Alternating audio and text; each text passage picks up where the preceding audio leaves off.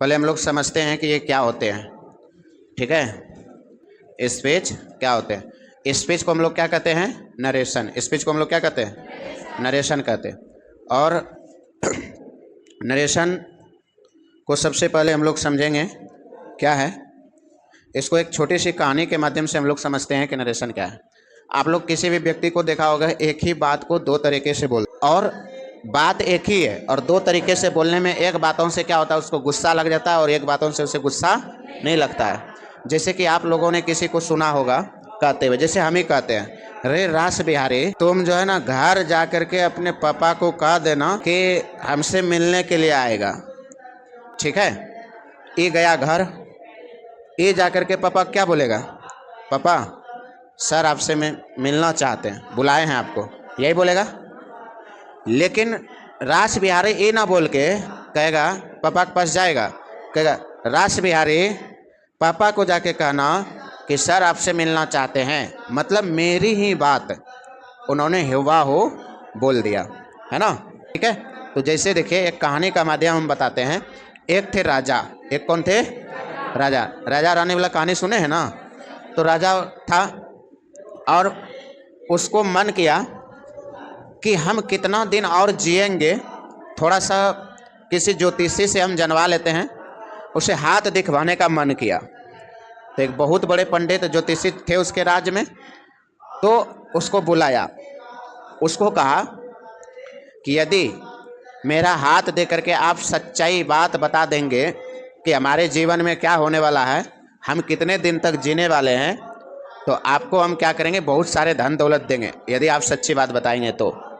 ठीक है, तो उसने हाथ देखा तो कहा राजा को कि राजा साहब आप बहुत जल्दी मरने वाले हैं। क्या करने वाले हैं? बहुत जल्दी मरने वाले हैं। मतलब उसकी मृत्यु निकट थी, तो बोल दिया कि आप बहुत जल्दी मरने वाले हैं। राजा को आया गुस्सा, बोला इस ससुराल तुरंत कटघरा में ले, बोला वहाँ ले जाओ तो, और तुरंत फांसी दो, काल कोठरी में ले जाओ और इसको फांसी दो। तुरंत उसको मरवा दिया। ये खबर पूरे राज्य में फैल गई कि ज्योतिषी को फांसी दे दिया, फांसी दे दिया राजा के हाथ देखने पर। नहीं, बोला कि और पंडित को खोज करके लाओ। अब सब पंडित डरने लगा। तो अब पंडितों की लाइन ऐसे नहीं लगता था, पकड़ के लाया जाता था पंडित को, काहे कि सब पंडित जान गया कि दिक्कत यहाँ, कुछ गलत बोलोगे तो जाओगे। तो पंडितों को जितने पकड़ पकड़ के लाते थे सब वही बात बोलता था, क्योंकि हकीकत बात बोलने के लिए कहा था कि जो सच्चाई है वही बात बोलना। सब ने कहा कि आप बहुत जल्दी मरने वाले हैं, बहुत जल्दी मरने वाले हैं। तो बहुत सारे पंडितों को क्या कर दिया? मरवा दिया। अब जो भी पंडित बचा था वो राज्य छोड़ के भाग रहे थे। एक पंडित रात में क्या कर रहा था, रात्रि वेला में चादर ओढ़ के दुबुक दुबुक करके भाग रहा था ना। तो गुप्तचर ने देख लिया, कहता ए कौन है कौन है कौन है। तो देख लिया, देखा पंडित, चल बुलाया, सेना को पकड़ के ओकरा लेके चल गया वहाँ, समझे। तो जैसे पकड़ के चल गया, उसको रात्रि था, तो बोला राजा साहब अभी छोड़ दीजिए, कल हम आ करके आपका हाथ देख देंगे, भविष्यवाणी बता देंगे कि रात में नहीं देखा जाता है। राजा बोला ये बात तो सही है, तू सुबह आ जाएगा? बोला हाँ हम सुबह आ जाएंगे। बोला भागेगा नहीं ना? बोला नहीं एकदम ना भागेंगे। विश्वास नहीं हुआ, वो घर गया, उसके पास 4 गो पहरेदार भेज दिया साथ में, घर के पास रहना, ही भाग ना पाए ससुरा, ठीक ना। अब जैसे घर गया, अब खाना पीना खाइए नहीं रहा है। ओकर पत्नी पूछता है जी का हुआ, काहे न काहे मन झमन है?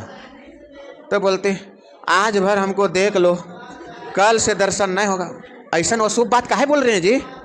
बोलता है कि बताए तुमको, कल राजा साहब हम कल को फांसी दे देंगे। बोला काहे?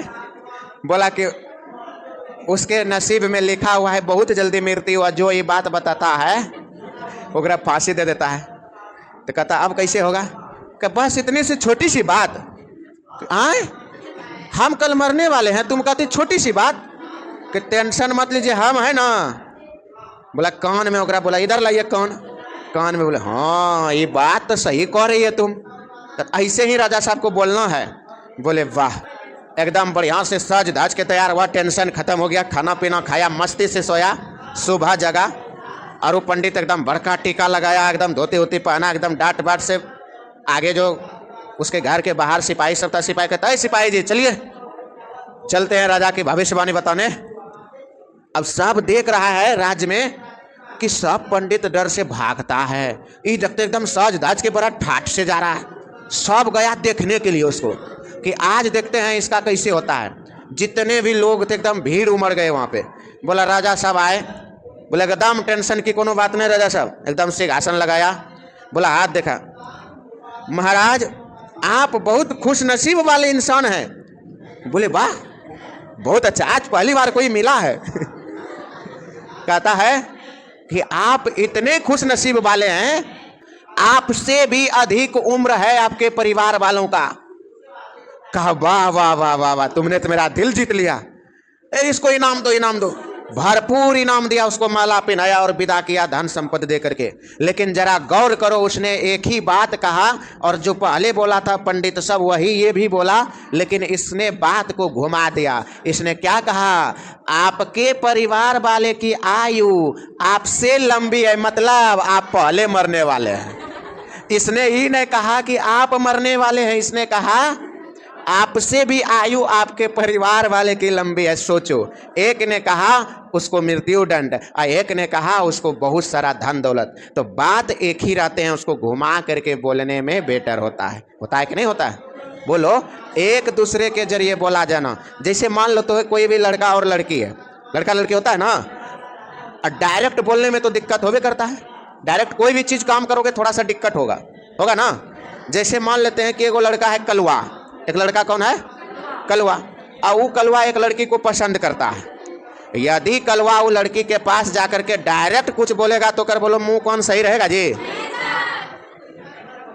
या तो अगर वो लड़की भी पसंद करती होगी तब तो कम बनिए जाएगा, और ना तब मुंह कौन ऐसा भसक जाएगा कि घर वाला भी नहीं पहचानेगा। तो वो कलवा क्या दिमाग लगाएगा जानते हो? ये लड़की है एक बगल वाली सहेली को बोलता इधर आओ ना, ओकरा ही बात बोलना है, ओकरे जरिए वहां पहुंचाता है तो उतना खतरनाक नहीं होता है। मान लो उसके जरिए बात पहुंचेगा तो उतना खतरनाक होगा नहीं होगा। फिर उसने जो कहेगा इधर से कलवा को जाके कहेगा तो उतना कोई दिक्कत नहीं, लेकिन डायरेक्ट दिक्कत होगा। तो वही बात कहते हैं स्पीच में कि कोई भी व्यक्ति, कोई भी वस्तु, कोई भी वाक्य अपने ही शब्दों को हेरा फेरी करके क्या करके हेरा फेरी करके उसको क्या करता है, बोलता है। हेरा फेरी करके बोलता है। जैसे तुम लोगों ने पढ़ा था, क्या पढ़ा था? वॉइस। वो भी दो प्रकार के हुए थे, ये भी दो प्रकार के होते हैं। ये भी कितने प्रकार के होते हैं? दो प्रकार के होते हैं, ठीक है। एक होता है डायरेक्ट, क्या होता है? डायरेक्ट। दूसरा होता है इनडायरेक्ट। इनडायरेक्ट कौन डायरेक्ट? स्पीच लगा देना, स्पीच। इसमें भी स्पीच, एक डायरेक्ट और एक इनडायरेक्ट, डायरेक्ट और इनडायरेक्ट, समझ गया? अब हम लोग समझते हैं कि डायरेक्ट स्पीच क्या है और इनडायरेक्ट स्पीच क्या है। ये दोनों बात हम अभी कहानी के माध्यम से तुमको समझा दिए हैं, लेकिन फिर भी अभी तुमको समझाते हैं। ये डायरेक्ट स्पीच क्या कहता है जानते हो?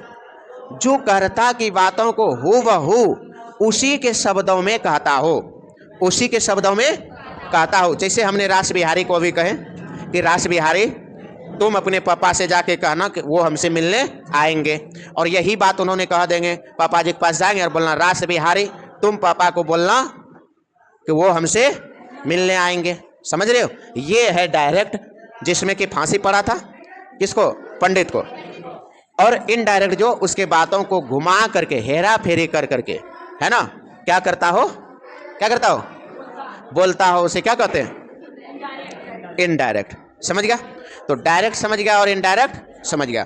अब यहां से हम लोग चलेंगे रूल के अनुसार सभी समय, ठीक है? तो तुम लोगों ने हेडिंग दे दिया ना? लिखो, इस हेडिंग के नीचे लिखना है स्पीच दो प्रकार के होते हैं। स्पीच दो प्रकार के होते हैं। स्पीच दो प्रकार के होते हैं, पहला डायरेक्ट और दूसरा इनडायरेक्ट। डायरेक्ट और इनडायरेक्ट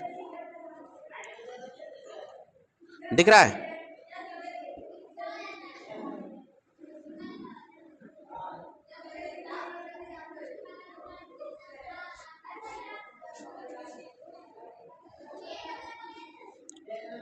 लिखो, एक नंबर को हेडिंग देना है डायरेक्ट स्पीच।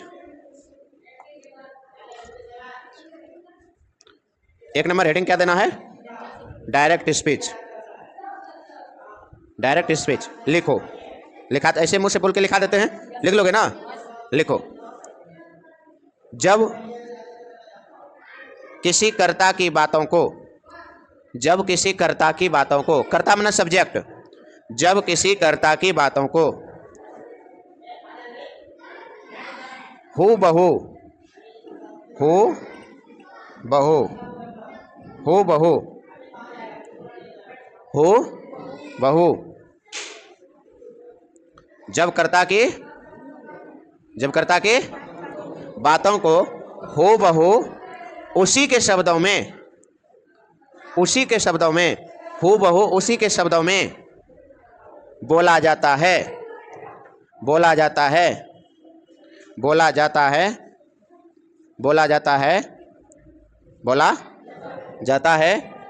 तो उसे डायरेक्ट स्पीच कहते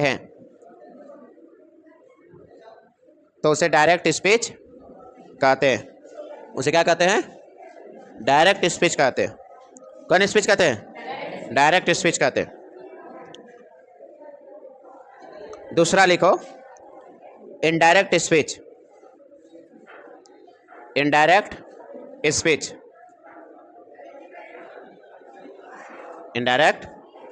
स्पीच लिखो। जब कर्ता की बातों को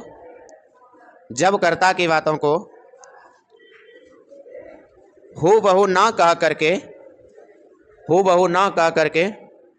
जब कर्ता की बातों को हूबहू ना कह करके अपने शब्दों को उलट फेर करके बोला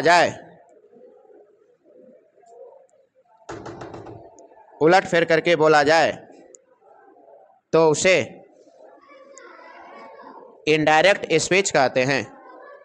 तो उसे क्या कहते हैं? इनडायरेक्ट स्पीच कहते हैं। ठीक है, आज यहीं तक, मिलते हैं अगले क्लास में।